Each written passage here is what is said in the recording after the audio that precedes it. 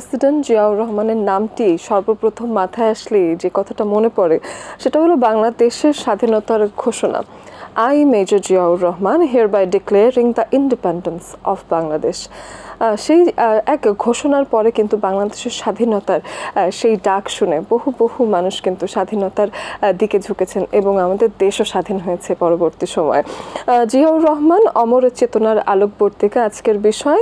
30 মে জিয়াউর রহমানের 44তম মৃত্যুবার্ষিকী শ্রদ্ধা ভরে স্মরণ করছি এই সসম্মানে আমাদের আজকের এই দিনে।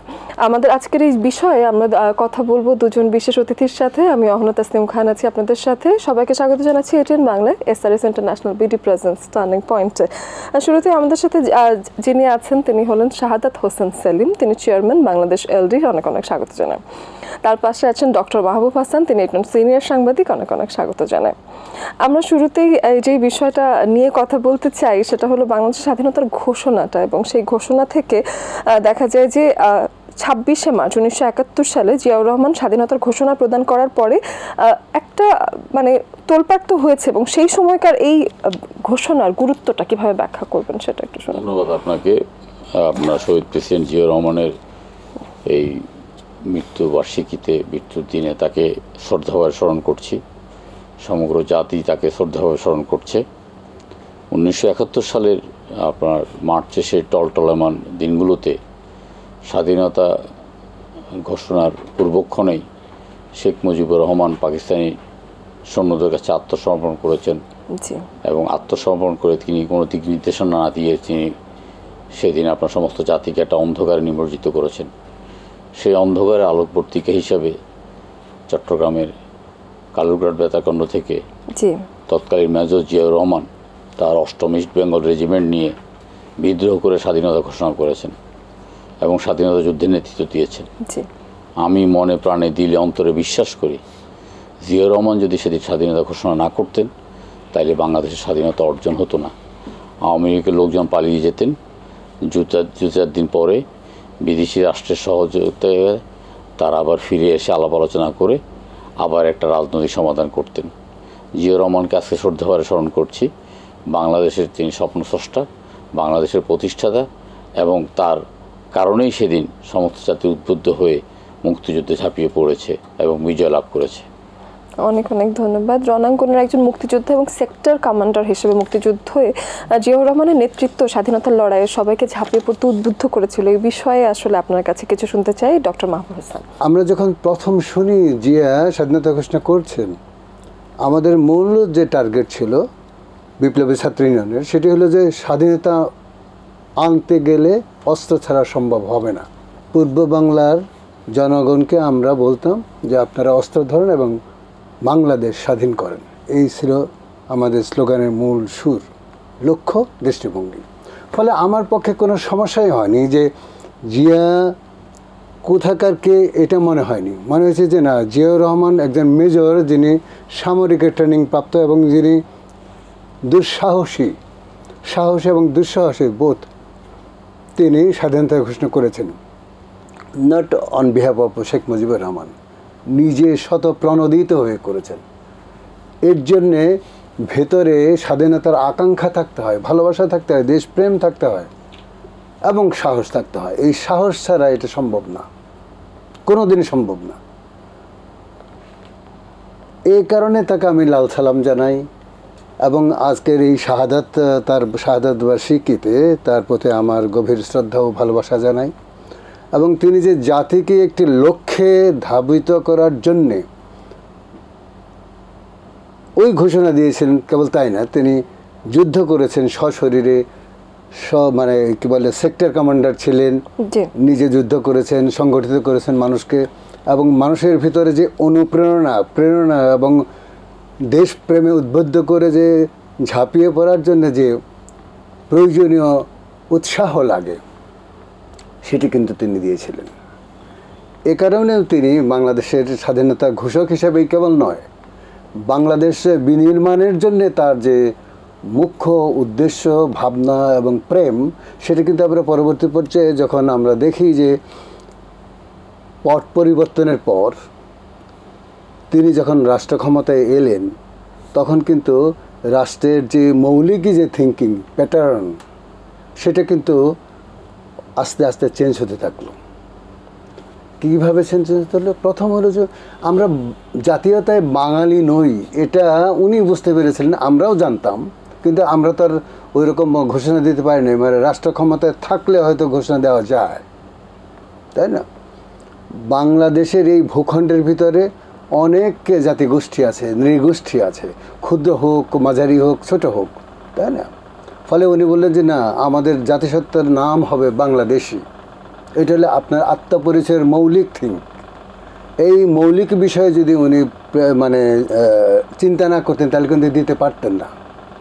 আমরা বাংলাদেশি, আমাদের জাতিসত্তার ভেতর দিয়ে আমরা মাথা তুলে দাঁড়াবো এবং দাঁড়িয়েছি, এটাই হলো মৌলিক জিনিস। আর আরও কিছু জিনিস আপনি দেখবেন, উনি এই যে ছোট্ট একটি সময় তিনি ক্ষমতায় ছিলেন, তারপরে তো শাহাদাত বরণ করতে হলো। তিনি বেশ কিছু রিফর্ম করেছেন। প্রথম রিফর্ম হলো presidential government form of government থেকে গণতান্ত্রিক যে প্রক্রিয়া, যেটা বন্ধ করে দিয়েছিলেন শেখ মুজিবুর রহমান, একদলীয় শাসন ব্যবস্থা কায়েম করেছিলেন, তাকে বাদ দিয়ে মানে গণতন্ত্রকে মৌলিক অধিকারের সবার জন্যে উন্মুক্ত করেছিলেন। যে না, আমরা সবাই রাজনীতি করতে পারবো, যার যার যে নাম খুশি সেই নামে তারা পার্টি করতে পারবে এবং দেশের জন্য কাজ করবে। এটা একটা মৌলিক পরিবর্তন। এই যে আজকে যে সংস্কারের কথা বলা হয় না, এটা কিন্তু প্রথম সংস্কার। এটা বুঝতে হবে যে এটাই ছিল প্রথম সংস্কার, যে presidential government form of government থেকে আপনার গণতান্ত্রিক যে ফর্মে সেটা ফিরে নিয়ে আসে, একদলীয় থেকে বহুদলীয় গণতন্ত্রে ফিরিয়ে নিয়ে আসা হয়। উনি এটা করেছেন। পরবর্তী জীবনে আমরা দেখেছি যে বেগম খালেদা জিয়া কিন্তু একই কাজ করেছেন। যখন সামরিক সরকাররা পুরো কাঠামোকে করায়ত্ত করেছিল, মুঠির মধ্যে নিয়েছিল, এবং উনি যখন ক্ষমতায় আসলেন তখন উনি ওই form of government, presidential form of গভর্নমেন্টে চেঞ্জ করে সংসদীয় গণতন্ত্র করলেন। কেন? প্রত্যেকটা মানুষ যেন সেখানে কথা বলতে পারে, প্রত্যেকটা মানুষের কি বলে প্রতিনিধি যারা নির্বাচিত হয়ে আসবেন কথা বলতে পারেন এবং জনগণের পক্ষে তাদের কথাগুলোকে উপস্থাপন করতে পারেন এবং জনগণ সেটা দেখবে। এই যে বোধ এবং বুদ্ধি, এই যে দৃষ্টিভঙ্গি এবং নৈতিকতা, এর পিছনে আরেকটা আছে যে আমাদের সাংস্কৃতিক যে ব্যাকগ্রাউন্ড, সেখানে কিন্তু আমরা মানুষের সঙ্গে সহমর্মী, সহধর্মী এবং আমাদের যে উচ্চাকাঙ্ক্ষা আছে, আমাদের যে দৃষ্টিভঙ্গি আছে, তাকে আমরা ছড়িয়ে দিতে চাই সর্বত্র। সে জানতে চাই শাহাদাত হোসেন স্যার আপনার কাছে, সেটা হলো যে বাংলাদেশের প্রথম রাষ্ট্রপতি হিসেবে তিনি বহুদলীয় গণতন্ত্র প্রতিষ্ঠায় কি কি ধরনের পদক্ষেপ গ্রহণ করেন এবং সেসব পদক্ষেপের প্রভাব আজকের রাজনীতিতে তো প্রতিফলিত হয়, সেটা সম্পর্কে আপনার কি মতামত? তিনি জানতেন যে পরাজিত হলে তিনি কোর্ট মার্শাল সম্মুখীন হবেন এবং মৃত্যুদণ্ডে দণ্ডিত হবেন। তারপর যখন দেখলেন যে আওয়ামী লীগ অসংগঠিত, তখন আপনার এপ্রিল মাসের 3 তারিখ এবং 4 তারিখে সিলেটের তেলিয়াবাগান চা বাগানে একটা আপনার সমস্ত আপনার সেনা কর্মকর্তাদের তৎকালীন একটা মিটিং হয়। সেটাই মুক্তিযুদ্ধের জন্য একটা টার্নিং পয়েন্ট। সেই টার্নিং পয়েন্টে ওনারা একটা সরকার গঠন করার জন্য চাপ দিয়েছেন এবং পরবর্তীকালে একটা সরকার গঠিত হয়েছে এবং সেই সরকারের নেতৃত্বে জিয়াউর রহমান সহ আপনার মুক্তিযোদ্ধারা আপনার 9টা সেক্টরে ভাগ হয়ে যুদ্ধ করেছেন এবং তাদের যুদ্ধের কারণেই আপনার দেশটা স্বাধীন হয়েছে। আপনার মুজিব বাহিনী, কোনো আওয়ামী লীগের নেতাকর্মীরা সেই দিন সেই আপনার নিয়মিত বাহিনী তাদের অংশগ্রহণ করা ছিল খুবই কম। আপনার তাদের অবদানকে যদি বলেন, তাদের অবদানটা হলো যে আপনার কলকাতায় গিয়ে বিলাসবহুল জীবনযাপন করা এবং নিজেদের মধ্যে প্রচণ্ড রকমের কোন্দল এবং মন্ত্রিসভায় কে থাকবে, আরও কিভাবে মন্ত্রী করা যাবে। তো আপনার সেই ক্ষেত্রে আপনার জনাব তাজউদ্দিন আহমেদ, মুক্তিযুদ্ধের যিনি সময়ে প্রধানমন্ত্রী ছিলেন, তিনি দৃঢ়তার সাথে এগুলো ট্যাগেল দিয়েছেন এবং জিয়াউর রহমান সহ বিভিন্ন সেক্টর কমান্ডাররা যুদ্ধ করে দেশটাকে স্বাধীন করেছেন। সময়ের প্রেক্ষাপটে 7ই নভেম্বরের পরে সিপাহী জনতার অভ্যুত্থানে জিয়াউর রহমানকে একটা রাষ্ট্রীয় দায়িত্ব পালন করতে হয়েছে। তিনি রাষ্ট্রীয় দায়িত্ব পালন করে আওয়ামী লীগ যেটা করেছেন যে 1975 সালে একদলীয় শাসন ব্যবস্থা কায়েম করেছেন, সমস্ত দল নিষিদ্ধ করেছেন, সংবাদপত্রের স্বাধীনতাকে খর্ব করে মাত্র 4টি সংবাদপত্র তিনি রেখেছেন। এর বিপরীতে জিয়াউর রহমান এসে বহুদলীয় গণতন্ত্র প্রতিষ্ঠা করেছেন, সংবাদপত্রের স্বাধীনতা দিয়েছেন এবং আপনার একটা নির্বাচনের ব্যবস্থা করেছেন। সেই নির্বাচনে সকলে অংশগ্রহণ করে এবং জিয়াউর রহমান সেই নির্বাচনে গণতান্ত্রিক উপায়ে বাংলাদেশের রাষ্ট্রপতি হয়। বাংলাদেশের রাষ্ট্রপতি হয়ে তিনি সমস্ত জাতিকে একটা জাগরণের সৃষ্টি করেছেন। তিনি কৃষি বিপ্লব করেছেন। তিনি সেই সময়ে আমাদের দেশে প্রায় 30 লাখ মেট্রিক টন খাদ্য ঘাটতি ছিলেন। তিনি সেই খাদ্য ঘাটতিকে উদ্বৃত্ত আরও করার জন্য 3 ফসল 4 ফসল করার জন্য সমস্ত পতিত জমিকে কৃষির আওতায় আনার জন্য তিনি আহ্বান জানিয়েছেন এবং তিনি সফল হয়েছেন। তিনি বাংলাদেশের অর্থনীতিতে পুনর্গঠনের জন্য তিনি তৈরি পোশাক শিল্পর উদ্যোক্তা, যে তৈরি পোশাকের উপর ভিত্তি করে আজকে বাংলাদেশের অর্থনীতি দাঁড়িয়ে আছেন। তিনি সর্বপ্রথম মধ্যপ্রাচ্যে বাঙালিদেরকে পাঠিয়েছেন।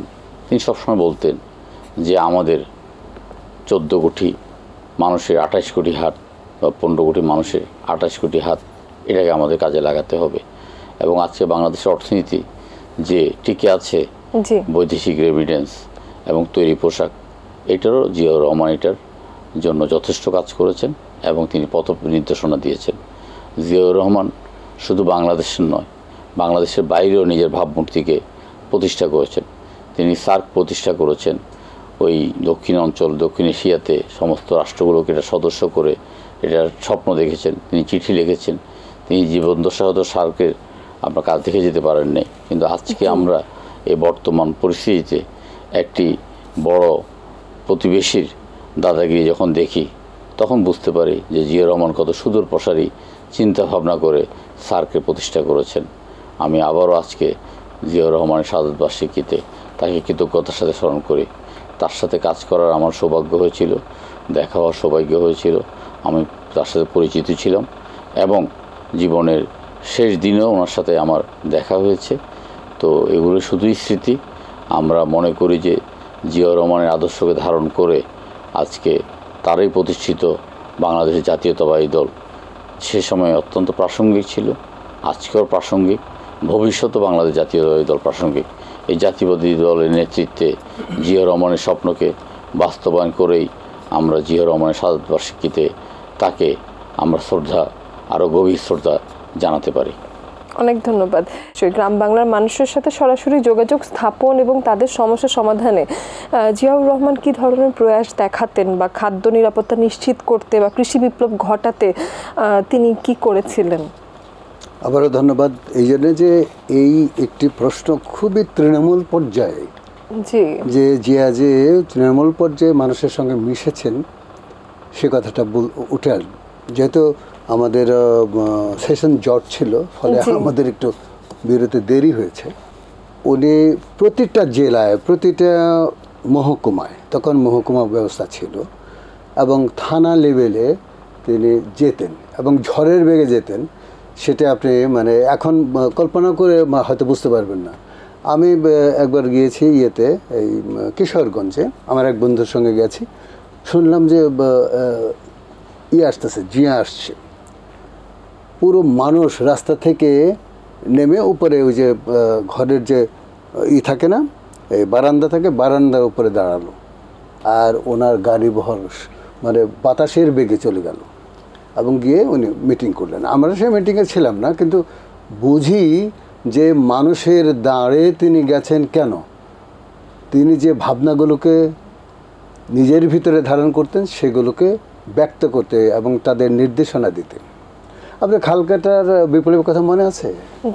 শুকনো মৌসুমে খাল কেটে পানি ধরে রেখে আমাদের উৎপাদন বাড়ানোর জন্যে তিনি ব্যবস্থা করেছিলেন, তাই না? আপনার এটা একটা বড় একটা বিষয়। এটা যে কত একটা সুদূর প্রসারী পরিকল্পনার ভিতর দিয়ে হতে পারে সেটা জিয়া বুঝেছিলেন। আরেকটা কথা বলি যে উনি গ্রামে চলে যেতেন, কোন এক স্কুলে বোর্ডের মধ্যে লিখলেন ক,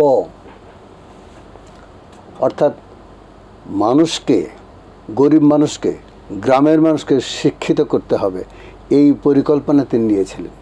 এবং সেই অনুযায়ী গ্রামের পর গ্রাম তিনি ঘুরেছেন। এই দুটো পরিকল্পনা দেখেন যে মানে পিপল ওরিয়েন্টেড পরিকল্পনা, পিপলের মানে কি বলে তাদেরকে সুশিক্ষিত করা, তাদের উৎপাদন ব্যবস্থাকে আরও আধুনিকীকরণ করা। হ্যাঁ, তার সময় কিন্তু এই যে পাওয়ার টিলার যেগুলো দেখেন আজকে মানে চলে বা ওই সময় শুরু হয়েছিল। উনি একটা তথ্য দিয়েছেন, গার্মেন্ট শিল্পকে যিনি সূচনা করেন উনি, জি জি, এবং সেটি কিন্তু দেশ গার্মেন্টস নামে একটা গার্মেন্টসের মালিককে তিনি এটা করেন। উনি একটা ছোট একটা ইয়ে করতেন, কিন্তু দেশ গার্মেন্টসকে তিনি এটা করেন। ওই গার্মেন্টসটা ছিল পায়োনিয়ার, এই দেশের মানে গার্মেন্ট শিল্পের পায়োনিয়ার শিল্প ওটা। সে আজকে দেখেন কত মহিরহ হয়ে উঠেছে।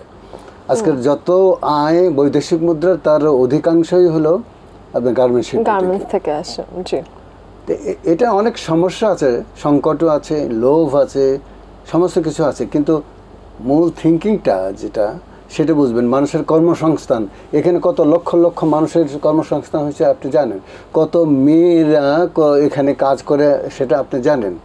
তারা যে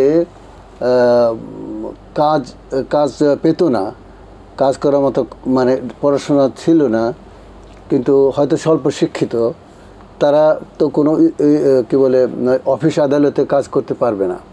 ফলে তাদের জন্য একটি ওরিয়েন্টেশন, এই যে গার্মেন্টস শিল্প, এটা একটি হাতে কলমের বিষয়, না হলে কিন্তু আপনি পারবেন না, তাই না? এগুলো হলো বেসিক্যালি মূল জিনিসটা হলো আপনার ভিতরে ওই প্রেমটা থাকতে হবে যে হ্যাঁ, আমি আমার দেশের মানুষের উপকার করব, এবং কিভাবে করব তার প্যাটার্নগুলো আস্তে আস্তে উনি বের করেছেন। সে বের করে আজকের পর্যায়ে নিয়ে এসছেন। তো এটাকে বুঝতে হবে যে খাল কাটা ধরনের গণশিক্ষা এগুলো যেমন আছে, একেবারে তেমনি আরেকটা বিষয় আপনাকে বলি যে আপনি কি জানেন যে বাংলাদেশের প্রথম একটি নতুন মন্ত্রণালয় উনি খুলেছিলেন, তার নাম হলো যুব মন্ত্রণালয়। আচ্ছা, এই যুবকদের পড়াশোনা করা, তাদের কারিগরি শিক্ষা দেওয়া, প্রযুক্তিক শিক্ষা দেওয়া, তাদেরকে উপযুক্ত করে তোলা, এটা উনি সূচনা করেছিলেন। আজও ওই কী বলে যুব মন্ত্রণালয় আছে, কিন্তু তাদের কর্মের প্যাটার্ন দেখলে পরে আপনি বুঝবেন যে উনি কী চেয়েছিলেন। হয়তো ওই লক্ষ্যে আমরা পৌঁছতে পারিনি, বা আমাদের অনেক ব্যর্থতা আছে, আমাদের অনেক সীমাবদ্ধতা আছে, কারণ আমরা তো বেসিক্যালি নৈতিকভাবে অসৎ জাতি হিসাবে আমরা খুব সৎ এটা বলতে পারবেন না, কোনো দিন না, কোনো প্রেক্ষিত থেকে নেই।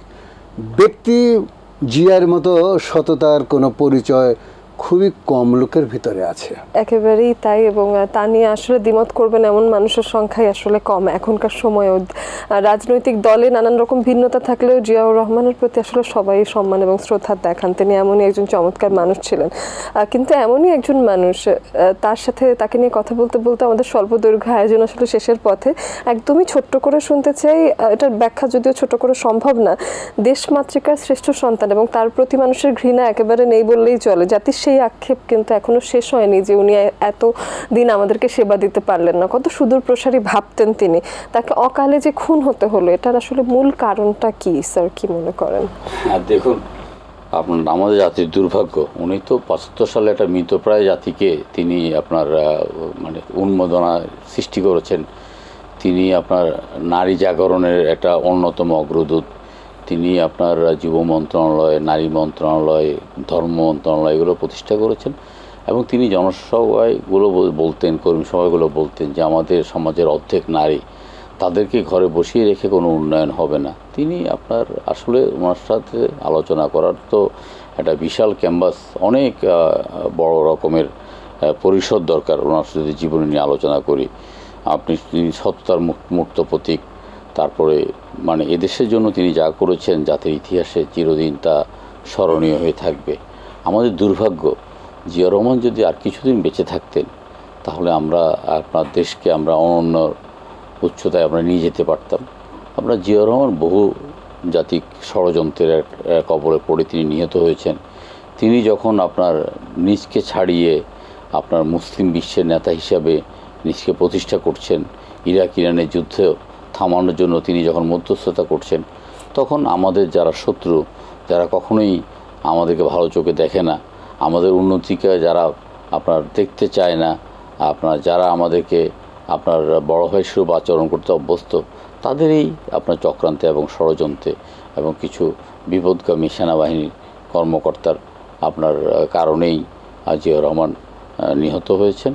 জিয়াউর রহমান নিহত হওয়ার পরে আপনার পরবর্তীকালে তো বা শেষে আমরা জানতাম যেটার পিছনে জেনারেল এরশাদ ছিলেন একটা মাস্টার মাইন্ড। জিয়াউর রহমানের খুনি হিসাবে জেনারেল এরশাদেরকে বিচারের আওতায় এনে তাকে ফাঁসি কাস্টে ঝোলানোটা 1991 সালে বিএনপি যখন ক্ষমতায় আসে তখন একমাত্র কাজ প্রয়োজন ছিল। এটা বিএনপি একটা ঐতিহাসিক ভুল, এটা বিএনপি করতে পারে নাই। তো আগামী দিনে আপনার দেশে গণতন্ত্র প্রতিষ্ঠার আন্দোলনে জিয়া রহমান প্রতিষ্ঠিত দল আপনার বাংলাদেশ জাতীয়তাবাদী দল গত 15 বছর নিরলভাবে সংগ্রাম করে গেছে জনগণের অধিকার প্রতিষ্ঠা করার জন্য, ভোটাধিকার প্রতিষ্ঠা করার জন্য, রাষ্ট্রের মালিকানা জনগণকে ফিরিয়ে দেওয়ার জন্য। আমরা আশা করব জিয়া রহমানের প্রতিষ্ঠিত দলের যিনি হাল ধরেছেন শহীদ রাষ্ট্রপতি জিয়া রহমানের সুপুত্র জনাব তারেক রহমান, তার নেতৃত্বেই বাংলাদেশে একটা গণতন্ত্র প্রতিষ্ঠা হবে। পাশাপাশি বেগম খালেদা জিয়া যিনি 82 সালে বিএনপির হাল ধরে আপোষীল নেত্রী হিসাবে নিজকে উপস্থাপিত করে বিএনপিকে 91 সালে রাষ্ট্রীয় ক্ষমতা এনেছেন এবং বিএনপির ঐক্যের এবং আজকে সমস্ত জাতির ঐক্যের প্রতীক বেগম খালেদা জিয়ার দীর্ঘায়ু এবং সুস্বাস্থ্য কামনা করি। পাশাপাশি বাংলাদেশে গণতন্ত্র প্রতিষ্ঠিত হোক, গণতন্ত্র প্রতিষ্ঠার মাধ্যমেই আমরা শহীদ জিয়া রহমানকে যথাযথভাবে আমরা সম্মান জানাতে পারবো। অনেক অনেক ধন্যবাদ। এরই সাথে একেবারে শেষ দিকে যেহেতু চলে এসেছি, আমি ডক্টর মাহবুব স্যার আপনার কাছে এসেও একেবারে শেষ একটা দুটো লাইনই শুনতে চাই। শহীদ প্রেসিডেন্ট জিয়াউর রহমানের আদর্শ কীভাবে বাংলাদেশের জন্য আসলে প্রাসঙ্গিক থাকবে সবসময় বলে মনে করেন? আমি অবশ্যই মনে করি সেটা প্রাসঙ্গিক থাকবে, কারণ ওনার কল্পনা এবং তার যে দৃষ্টিভঙ্গি সেটি ছিল গণতন্ত্র এবং মানুষের প্রতি তার কর্তব্য। সেই কর্তব্য পালন যদি না করবে, যে করবে না, সে কিন্তু তার রাজনীতি, তার দৃষ্টিভঙ্গি, তার আদর্শ, তার সমস্তই গ্রহণ করতে পারবে না। আমার বিএনপি সম্পর্কে একটা দৃষ্টিভঙ্গি আছে। বিএনপি যে রাজনীতি করে এটা একটা মানে পুরনো ধাঁচের রাজনীতি। এই প্যাটার্নটাকে চেঞ্জ করতে চাচ্ছে তারেক রহমান। উনি চিন্তা করেন, মানে যেভাবেই হোক চিন্তা করেন এবং সেটাকে তিনি চিন্তা করে কিন্তু বের করেছেন। আজকে দেখবেন যে উনি যেভাবে বক্তৃতা দেন এরকম ছেলে ছিলেন না, উনি ম্যাচিউরিটি তার ভিতরে আছে। আমি বহুবার তাকে আমি দেখেছি, উনিও আমাকে ব্যক্তিগতভাবে চেনেন। তো সেই ম্যাচিউরিটির লক্ষ্যে তিনি যে পদক্ষেপগুলো নিচ্ছেন, যে 31 দফা তিনি রাষ্ট্র সংস্কারের কথা বলেছেন, এগুলো কিন্তু মানে জিয়ার উদ্ভাবিত, তার চৈতন্য থেকেই জারিত এবং তার চৈতন্যকেই সম্প্রসারিত করে তিনি আজকে এই রাষ্ট্র সংস্কার সহ যতগুলো মানে দফা দিয়েছেন, 31 দফা, প্রত্যেকটাই ওখান থেকে মানে এসছে। আমি মনে করি যে দল হিসেবে আমাদের রাজনৈতিক দলগুলোর ভিতরেও যে চিন্তা ভাবনা এবং ষড়যন্ত্রের যে প্যাটার্ন, এগুলো থাকা উচিত না। ওইগুলো রাজনীতি না, ওইগুলো হলো রাজনীতির অংশ, খারাপ অংশ। নিজেদের ব্যর্থতাকে ঢাকা দেওয়ার জন্য অথবা ব্যর্থতাকে জয় করার জন্য এইসব ষড়যন্ত্রগুলো করা হয়। মৌলিক থিঙ্কিং হলো যে নিজেকে চিত্রিত করতে হবে, চিহ্নিত করতে হবে যে আমি কি চাই, আমি জনগণের প্রতিনিধি হিসাবে আমি ক্ষমতায় আসছি অথবা ক্ষমতায় যাব, অথবা আমরা রাজনীতি করি জনগণকে সামনে রেখে। জনগণ আমাদের শক্তি। তাহলে সেই জনগণের শক্তিকে যদি আপনি মূল শক্তিতে পরিণত করতে চান, তাহলে অবশ্যই আপনাকে সেই কাজটি করতে হবে যাতে জনগণের উপকার হয়, বৃহত্তর জনগণের উপকার হয়, ক্ষুদ্রতর নয়, গোষ্ঠীবদ্ধ লোকের মানে উপকার নয়। এটাই হলো মূল থিঙ্কিং আমার প্যাটার্ন, যে আমি এটা মনে করি এবং তারেক রহমানের এই প্যাটার্ন, এটাই হলো যথার্থ। ষড়যন্ত্রটাকে বাদ দিতে হবে রাজনীতি থেকে। অনেক অনেক ধন্যবাদ দুজনকেই গঠনমূলক আলোচনার জন্য, এবং আজকের দিনে অনেক কথা জানতে পারলাম আপনাদের কাছ থেকে। অনেক ধন্যবাদ। আপনাকে ধন্যবাদ। দর্শক, আজ আমরা কথা বললাম শহীদ প্রেসিডেন্ট জিয়াউর রহমানকে নিয়ে। 30 মে বাংলাদেশের জন্য একটি দুঃসহ দিন, আক্ষেপপূর্ণ দিন, এবং শহীদ জিয়াউর রহমানকে হারানোর যে ক্ষতি সেটা বাংলাদেশকে আজীবন হয়তো বয়ে বেড়াতে হবে। আজকের দিনে আমরা শ্রদ্ধা ভরে তার 44তম মৃত্যুবার্ষিকীতে তার কথাই স্মরণ করলাম এবং সবার কাছ থেকে আজকের মতো এখানেই বিদায় নিচ্ছি।